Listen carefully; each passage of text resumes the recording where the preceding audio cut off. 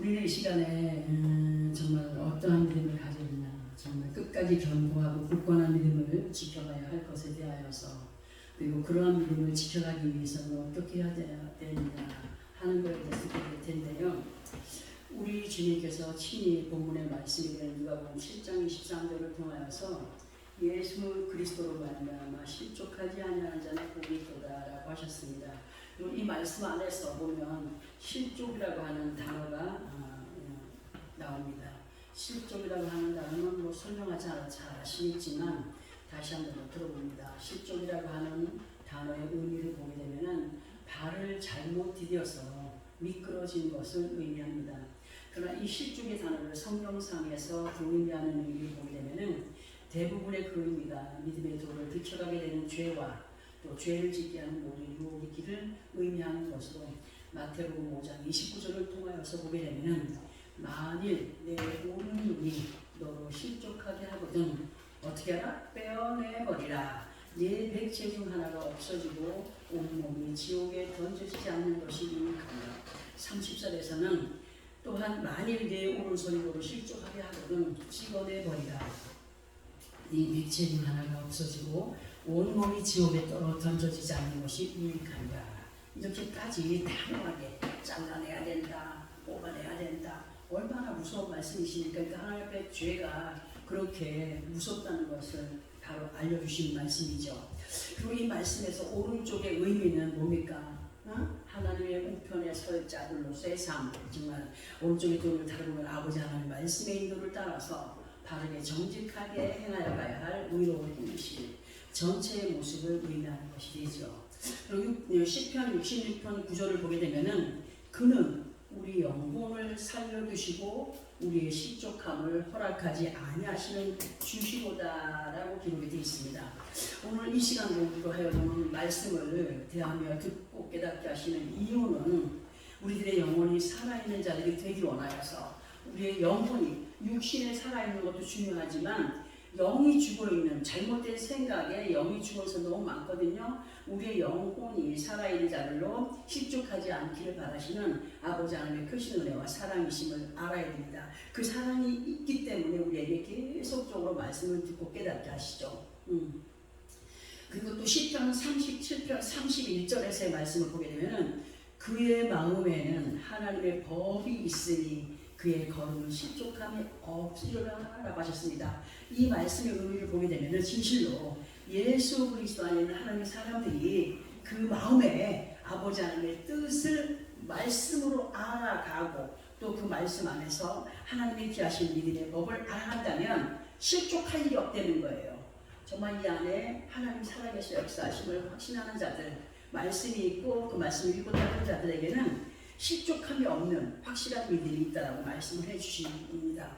진실로 예수 그리스도 안에 있는 우리 모두가 주의 법을 사랑함으로 행하여 가게 되면 정말 큰 평안이 있으니 그들에게는 장애물이 없으리라고 시편 119편 165절을 통하여서 말씀해 주고 계시죠. 그러니까 하나님의 그 법이 우리 안에 있다면 세상의 법도 안 지키면은 범칙금을 물고 뭐 하지 않습니까? 그죠? 우리가 하나님의 법을 지켜가야 될 믿음의 사람들, 그 사람들이 온전한 길을 따라서 가게 되면은 평안이 있대. 육신의 법도 잘못된 길을 가다 보면은 불안하잖아요. 자기 잡아올까봐.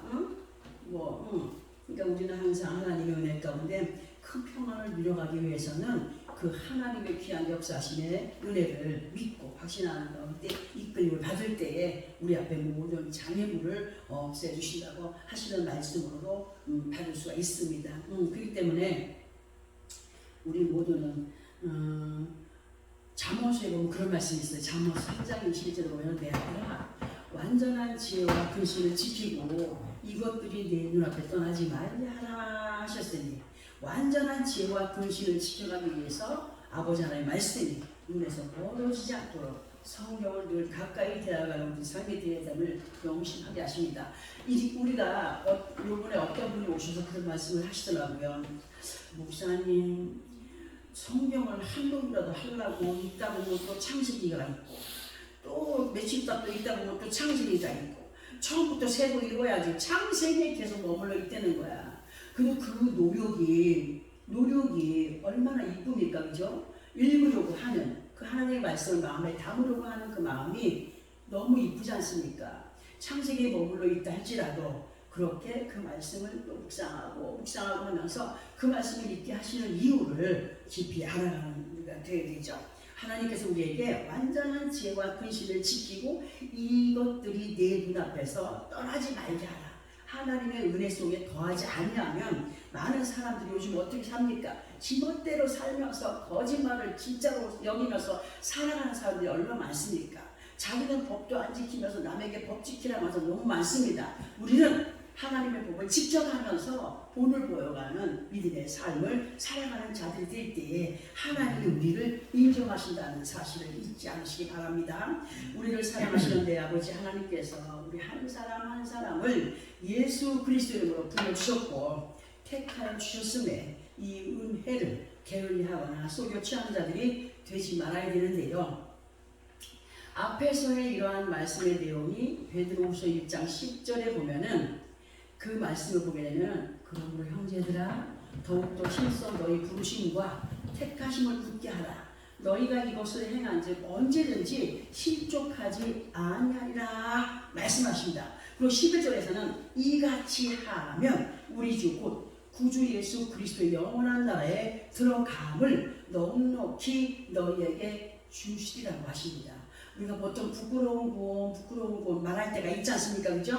근데 그 부끄러운 구원이라는 것이 성경에서 확실하게 부끄러운 구원 받는다라고 있습니까? 없습니다. 사람의 임의로 정말 우리가 부끄러운 구원을 받지 않게끔 해야 되는데 이제만 예수 믿는 사람에게는 그나마 그래도 구원이 이루지만은 그래도 부끄러운 구원이 임하겠죠. 그걸 설명을 하면서 많은 목사님들과 사람들이 그런 얘기를 많이 하지만은 우리는 그 구원 안에 들어갈 넉넉함을 힘입고 들어가는 믿음의 사람들이 되기 원하여서 오늘도 우리에게 말씀을 주시면서 깨닫게 하시는 말씀들을 꼭 마음에 새기시기 바랍니다. 진실로 우리 모두는 항상 아버지 하나님의 말씀을 믿고 따름으로 예수 그리스도 이름으로 약속하신 많은 것들을 우리 각자들의 것으로 누려가는 믿음의 승리자들이 되기를 예수 그리스도 이름으로 소원합니다. 아멘. 하나님께서는 정말 심령이 가난한 자, 무엇인가 하나님을 향하여 갈망하는 곤고한 백성을 구원하신다고 말씀했습니다. 의지하려고 노력하는 자, 그러나 교만한 자의 눈은 낮추신대요. 교만한 자는 낮추시고 정말 하나님 앞에 결과는 우리가 다 할 수가 없지만 이런 말씀을 생각하면서 우리는 그러한 하나님의 옳은 결과 속에 거할 수 있는 믿음의 삶을 살아가기를 노력해야 됩니다. 시편 18편 27절에 그런 말씀을 하였어요. 교만한 자의 눈은 내가 낮출 거야. 근데 보통 사람들이 교만한 눈을 뭐로 여깁니까? 그냥 하나님께서 요만큼의 눈높이를 맞춰가기 원하는데 사람들은 자기 욕심을 따라서 저만큼 하나님의 말씀보다 먼저 가 있을 때가 많잖아요. 우리는 그러한 자만의 마음들을 버리고 겸손한 마음으로 주 앞에 영광이 되는 삶을 살아드려야 됩니다. 잠언서 29장 23절을 통해서 보게 되면 사람이 교만하면 낮아지게 되었고 마음이 겸손하면 영예를 얻는다라고 하셨습니다. 그러니까 우리가 항상 그러잖아요. 항상 낮아져라 하나님 앞에. 어떤 사람이 그런 말을 합니다. 나는 하나님이 내가 얼마나 교만한지 나를 왜 이렇게 훈련하실까요? 많은 사람들이 볼 때 너는 예수 믿으면서 그렇게 잘못됐으니까 그런 일을 당하지 하는 얘기를 듣는다는 거예요. 그러나 하나님의 훈련하심은 사람의 눈으로 보여지는 것과 확실하게 다르다는 사실을 알아야 됩니다. 우리 하나님의 그 눈은 항상 우리보다 먼저 앞서신 분이기 때문에 우리의 어떤 훈련을 해가실 때에 내게 필요한 것들을 채워가시는 분이기 때문에 그 모든 필요한 우리는 항상 마음을 낮추고 행하다 보면 하나님이 어떻게 해준다? 높여주신다. 하나님이 내가 높아지려고 하지 않아도 하나님이 높여주신다 말씀하셔요. 우리 모두는 말씀 앞에 겸손한 자들이 되어서 아버지 하나님의 크신 영예를 받아내는 삶이 되어 가기 위하여서 더욱더 힘쓰고 애쓰는 우리가 되어가야 됩니다. 그리고 이렇게 하나님 앞에 인정이 되는 겸손의 삶이 되기 위해서는 우리가 어떠한 믿음의 모습으로 성장을 해가야 되느냐 할 때에 이 말씀과 한번 연결을 해보려고 합니다. 어떤 말씀이냐? 시편 68편 1절에서 5절까지를 함께 합독을 해봅니다. 시편 86편 1절에서 5절, 구약성경 865페이지 정도 있습니다. 좀 길지만 함께 합독하고 그 의미를 스스로 느끼면서 우리가 어떠한 믿음의 삶을 살아가야 되는가 보겠습니다. 시편 86편 1절에서 5절까지 찾았으면 시작. 여호와여 나는 가난하고 공격하오니 주의 주를 내게 응답하소서. 나는 경건하오니 내 영혼을 보존하소서. 내 주 하나님이여 주를 의지하는 종을 구원하소서. 주여 내게 은혜를 베푸소서. 내가 종일 주께 부르짖나이다. 주여 내 영혼이 주를 부르러오니 주여 내 영혼을 기쁘게 하소서. 주는 선하사 사죄하기를 즐거워하시며 주께 부르짖는 자에게 인자하심이 구하심이니이다. 아멘. 자, 이 말씀에서 가난하고 궁핍하다는 것은 뭐냐? 우리가 못 살고 못 먹어서 가난하고 궁핍한 것으로 생각하지 않아야 됩니다. 영적인 의미로 봐야 됩니다. 영적인 의미로 그 의미를 부여해 본다면 마음 심령이 가난한 자, 마음 심령이 가난한 자, 배가 고픈 자는 어떠한 음식을 봐도 다 어떻게 보여요? 맛있게 보여요. 배가 부른 사람은 앞에 맛있는 거 갖다 놔도 맛있다고 입을 따시지 않아요. 그러니까 우리는 항상 하나님 앞에 심령이 가난한 자 뭐냐? 항상 하나님의 은혜를 갈망하는 그 만나를 정말 맛있게 받아들일 수 있는 그런 모습의 삶이 궁핍하고 가난하다고 이렇게 표현을 한 겁니다. 그러니까 마음 심령이 가난한 자, 그만큼 마음을 겸손히 하나님께 내려놓은 것으로 생각하면서 하나님 앞에 이러한 겸손의 마음으로 갈망하오니 들으시고 응답해 주옵소서. 나는 오직 주님만 의지합니다. 무엇라고 말씀하시든지 듣겠나이다. 듣고 깨닫게 하실 때에 그 깨달음을 따라 순종의 삶을 살아가겠나이다 라고 한다면 하나님께서 어떻게 하신다? 2절부터 4절까지 말씀 또한 그렇게 빈 마음, 겸손의 마음으로 하나님 의지하고 행하는 어디 있을 때 주의 선하심을 어떻게 한다? 나타내 보여주시겠다. 이러한 겸손의 마음으로 간구하는 자들에게 하나님은 그 인자심을 후하게, 째째하게가 아니라 아주 후하게 나타내 보이심으로 우리를 실족하지 않게 하는 분이심을 연결해서 볼 수 있는 말씀이 됩니다. 그리고 우리가 바라고 나는 나의 인자하심, 하나님의 인자하심, 그 정말 나를 향한 하나님의 인자하심은 시편 3편 8절을 통하여서 뭐라고 말씀하시냐? 구원은 누구에게 있다고? 여호와께 있사오니 주의 복을 주의 백성에게 내리소서라고 기록이 되어 있어요. 이런 것처럼 하나님의 인자하심은 겸손한 자들에게 부어주시는 선물로 에베소서 2장 8절에서 보게 되면 너희는 그 은혜에 의하여 믿음으로 말미암아 구원을 받았으니 이것은 너희에게서 난 것이 아니요 누구의 선물이라? 하나님의 선물이라고 하셨습니다.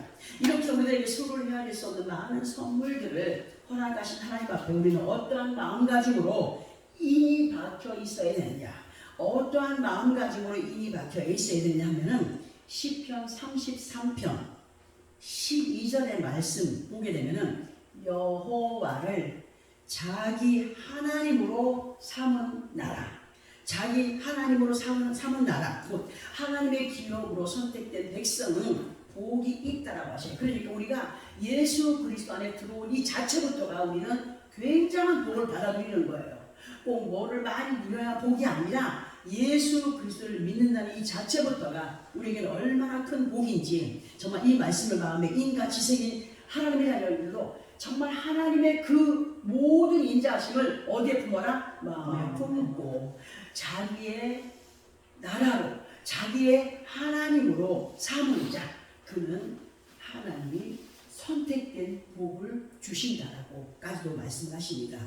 이러한 말씀들 마음에 인같이 새긴 하나님의 자녀들, 오직 여호와 하나님을 자기 하나님으로 확실하게 삼은 사람들, 그리고 정말 하나님께 나 같은 죄인을 하나님의 자녀로 선택하여 주신 확신을 가진 사람들, 내가 뭐 잘났다고 나를 아유 부끄럽고 송구스러워서 감히 어느 때는 그저 그냥 지쳐 있어요. 그냥 나 같은 죄인이 입을 열어서 아버지 앞에 고백하는 이 자체부터가 너무 부끄럽고 송구스럽고, 그러나 예수 그리스도 이름 때문에 아버지 앞에 하나님의 이름을 마음껏 부를 수 있도록 주신 그 축복이 얼마나 감사한지, 그러므로 정말 하나님께 약속하신 아름다운 복을 누려가는 우리 모두가 겸손의 마음을 갖고 더욱더 이끌림 받는 그러한 믿음의 삶이 되기를 소원합니다. 아버지 앞에 서는 그날까지 우리는 실족하지 않도록 계속 말씀으로 권면하여 가시는 그 은혜를 절대로 비춰가지 않는 우리가 되기를 바랍니다. 성경을 통하여서 믿음의 몇몇 사람들이 실족의 자리에서 후회를 하거나 좌절하는 모습들을 보게 하시는데요. 그 중에서도 우리는 신약에 와가지고 대표적인 인물들을 보게 됩니다. 첫째로 베드로라는 사람을 보게 되면 베드로는 성격이 어떻게 했어요? 괴팍스럽고 급하고 그냥 자기를 제어할 수 없는 급한 성격의 소유자였어요. 자기 마음대로 행동하던 그런 사람이었어요. 그 예수 그리스도의 제자 베드로를 통하여서 우리에게 들어주시는 말씀을 들어보렸는데, 마태복음 26장 75절을 보게 되면 베드로가 예수의 말씀에 다 굴기 전에 네가 3번 나를 부인하리라 하심이 생각나서 밖에 나가서 심히 통곡하리라고 기록이 되어 있습니다. 우리는 이 말씀 너무나 잘 알고 있습니다. 베드로가 어떤 사람이었느냐? 믿음에 대하여서는 정말 자신만만한 사람이었어요. 절대로 나는 모든 사람이 다 주님을 배반할지라도 나는 절대로 주님을 어떻게 한다? 배반하지 않겠습니다라고 자신만만했던 사람 아닙니까? 마태복음 26장 33절을 보게 되면은 모두 주를 버릴지라도 나는 결코 버리지 않겠나이다 했던 사람이었어요. 또 35절에서 보게 되면은 베드로가 이르되 내가 주와 함께 죽을지언정 주를 부인하지 않겠나이다. 그렇게 자신있게 아주 확실 갖고 예수님 앞에 말을 했던 사람이었어요. 근데 주님은 이미 이러한 베드로의 마음을 어떻게 했다고요? 알고 계신 거예요. 읽고 계셨던 거예요. 마태복음 26장 34절을 통해서 오늘 밤 그렇게 고백을 했는데, 고백한 사람 앞에 예수님께서 뭐라고 말씀하시냐? 오늘 밤 다 울기 전에 네가 몇 번? 3번 나를 부인하리라고 하셨습니다. 왜 이런 말씀을 드리느냐 하면, 우리에게 끊임없이 말씀을 듣게 하시고 깨닫게 하시는 이유를 베드로를 통하여 보게 되면은, 자신은 절대로 주님을 배반하지 않겠다라고 하는 확신의 믿음이 있었으나, 그러나 어쩔 수 없는 상황 가운데 놓이게 되자 예수님께서 하신 말씀처럼 한 번도 아니고 몇 번? 3번씩이나 예수를 모른다고 부인을 했어요. 그때 부인을 하고 나니까 곧바로 달기 오는 거예요. 새벽 달기. 달기 오는 소리에 예수님께서 정확하게 닭이 울기 전에 네가 3번 부인하다 하신 말씀이 생각이 난 거예요. 생각이 나고 그는 밖으로 뛰어나가서 심히 통곡했다라고 기록이 되어 있습니다. 그리고 베드로는 훗날 예수님께서 요한복음 21장 18절을 통하여서 하신 말씀처럼 십자가를 거꾸로 지고 순교하게 되었음을 우리는 알고 있습니다. 이렇게 성경에 기록된 말씀을 통하여서 우리를 일깨워 주심으로 어떤 사건들 앞에서도 말씀이 기억나고 생각나게 하심으로 실족함에 이르지 않게 하기 위함이 때문인데, 이런 말씀들을 우리를 하여금 듣게 하시는 이유, 그렇게 베드로를 통하여서 나는 절대로 주님을 부인하지 않겠습니다, 나는 절대로 확신합니다라고 했던 사람이 예수님의 말씀대로 부인했을 때 그는 어떻게 했다? 통곡했다. 이 말씀들, 그리고 이 말씀을 대하는 시간들이 우리에게 얼마나 복된 시간인가를 알아야 됩니다. 앞에서 베드로에 대해서 얘기 들었습니다. 그러나 예수 그리스도 안에서 항상 사람들은 두 부류의 사람이 있다고 했습니다. 잘 듣고 믿음으로 행하여가는 사람들이 있기도 하지만 듣기는 들어도 깨닫지 못하는 가운데 있는 사람들, 정말 그 중에서도 그 이름도 유명한 가룟 사람 유다를 볼 때 마태복음 26장 21절에서 보게 되면 내가 진실로 너희에게 이르노니 너희 중에 한 사람이 나를 팔리라고 예수님께서 말씀을 하실 때 잘 들어보세요. 예수님의 그 말을 들었던 제자들, 그리고 예수를 팔려고 계획했던 가룟 사람 유다까지도 어머나 세상에 그런 짓을 누가 하겠습니까? 하는 표정들을 짓고 있었던 거예요. 태연하게 예수님 앞에 말을 합니다. 아니 누가 예수님을 팔겠습니까? 그러나 23절을 보게 되면 대답하여 이르되 나와 함께 그릇에 손을 넣는 그가 팔리라 하셨고 24절을 통해서는 차라리 그 사람은 태어나지 않았으면 좋을 뻔했다고까지 말씀을 하셨습니다. 얼마나 안타까우면 그런 말씀을 했겠습니까?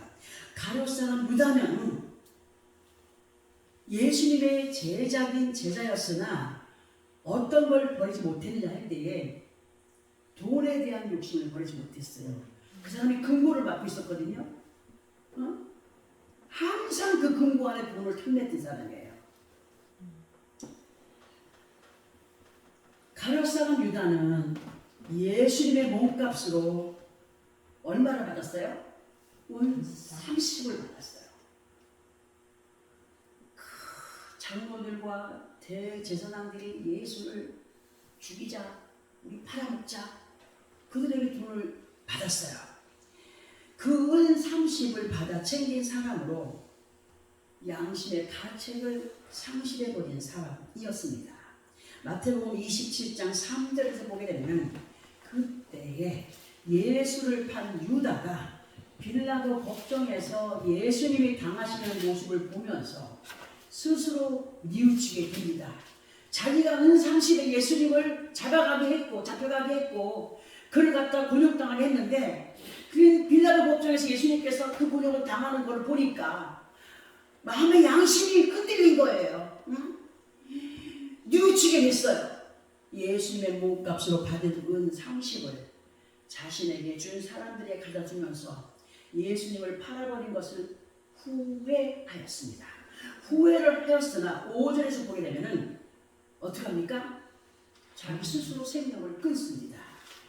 왜 이런 얘기 합니까? 자, 그러면 이 가룟 사람 유다와 베드로에게서 어떤 믿음의 차이점이 있느냐 할 때 베드로는 예수님을 부인한 즉시 또 예수 부인하고 나서 다국이 울고 예수님과 눈이 딱 마주쳤을 때에 동시에 예수님이 자신에게 했던 말씀이 생각이 났어요. 생각이 나서 튀어나가서 통곡을 했어요. 여기에서 통곡은 완전한 회개입니다. 응? 끝내는 믿음의 사도로 자신의 생명을 아낌없이 내어드렸어요.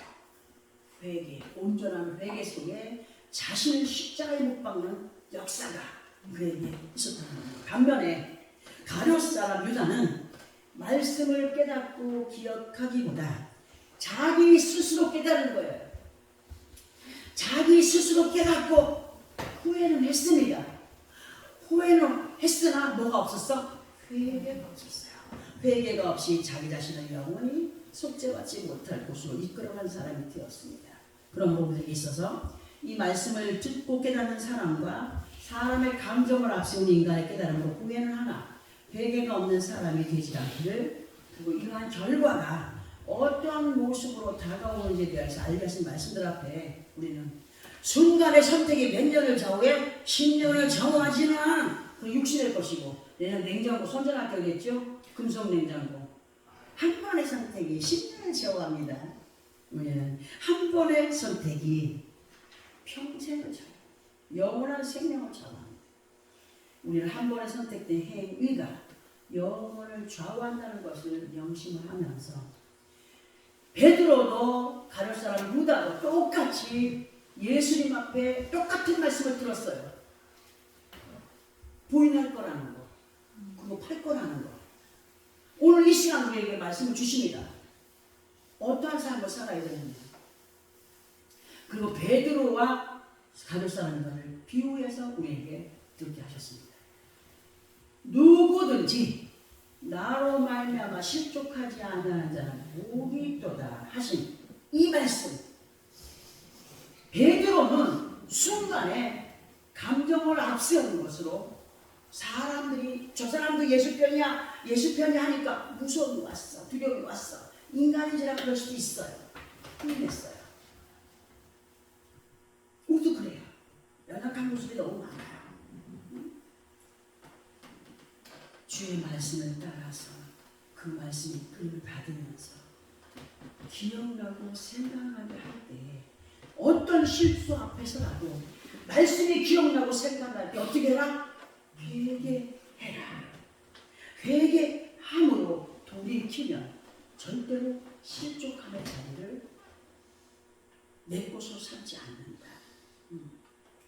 진정한 회개와 함께 더욱더 자신을 복종시켜가는 영적인 순교자들이 되어야 됩니다. 아름다운 소망과 영원한 소망을 이루어가기 위해서 나를 복종시키는 믿음의 헌신이 얼마나 중요한가를 오늘 우리에게 알려주시는 거예요.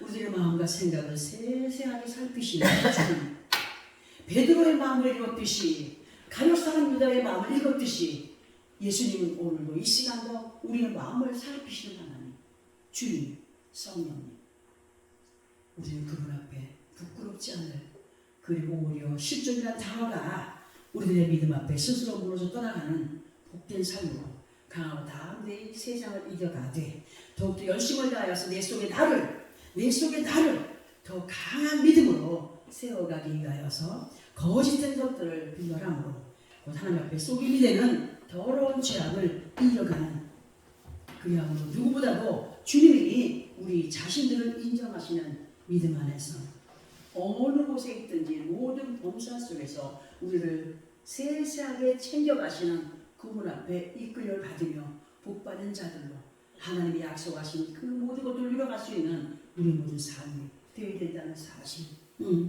그 약속은 누구만을 통하여서 이루어진다고요? 예수님만을 통하여서 이루어진다. 예수님은 누구예요? 말씀이 육신이 되어 오신 그분, 말씀으로 우리를 이끌어 가실 때 그 약속하신 많은 약속들을 우리가 먼저 지켜 행하여 갈 때 그 약속이 누구에게 와요? 지켜 행하는 사람에게 옵니다. 이것만 확실하게 우리가 알고 나아간다면 절대로 실수함이 없다는 사실을 오늘 우리에게 알게 하시죠. 진정 하나님의 귀한 역사하신 은혜 가운데 승리의 삶을 살아가는 원하느냐? 나에게 진정 예수님께서 너 나를 위해서 죽어! 십자가를 져! 하는 말씀이 무슨 의미입니까? 우리의 죄악이 어디에서부터 올라옵니까? 속에서부터 올라오지 않습니까? 생각과 마음에서 올라오지 않습니까? 겉으로 보기는 멀쩡하지만 이 속에 있는 더러움이 죄악을 품어내게 하고 행하게 하여서 하나님의 마음을 아프게 하는 그러한 시간을 보내게 됩니다.